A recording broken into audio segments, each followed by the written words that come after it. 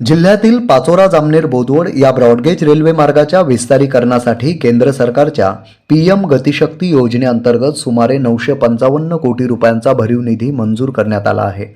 या प्रकल्पामुळे रेल्वेच्या पायाभूत सुविधांना मोठ्या प्रमाणात चालना मिळणार असून या मार्गावरील पहूर स्थानकानजीक मालधक्का उभारण्यासही मंजुरी देण्यात आली आहे।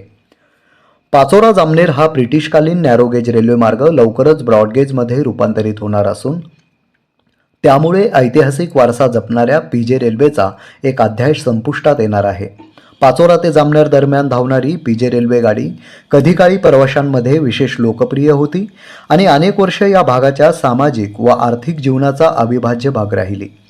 सुमारे 53 किलोमीटर अंतरावर धावणारी ही नॅरोगेज रेल्वे विशेषतः पाचोरा व जामनेर तालुक्यातील नागरिकांसाठी दळणवळणाचे प्रमुख साधन होती। अल्प भाडे, नियमित सेवा आणि ग्रामीण भागाशी जोडणारा दुवा म्हणून या गाडीचे वेगळे स्थान होते।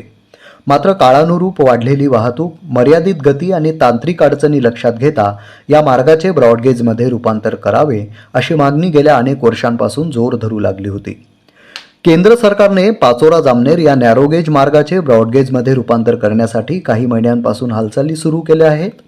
यामध्ये केवळ पाचोरा जामनेर नव्हे तर पुढे बोदवडपर्यंत या रेल्वे मार्गाचे विस्तारीकरण करण्यात येणार आहे।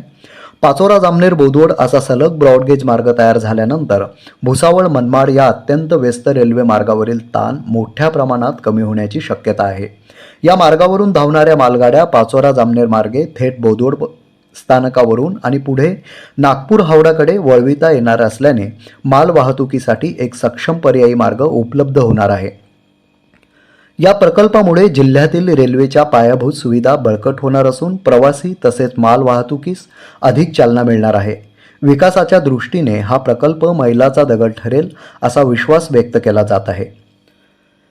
पाचोरा ते बोदवड दरम्यानचा ब्रॉडगेज रेल्वे मार्ग पूर्ण झाल्यानंतर जामनेर, पहूर तसेच बोदवड आसपासच्या ग्रामीण भागातील शेतकरी, व्यापारी आणि उद्योजकांना थेट रेल्वे मार्गे माल वाहतुकीची सुविधा उपलब्ध होणार आहे। विशेषतः केळी, कापूस, मका, कांदा, भाजीपाला तसेच कृषी आधारित उत्पादनांची मोठ्या प्रमाणात वाहतूक सुलभ होईल।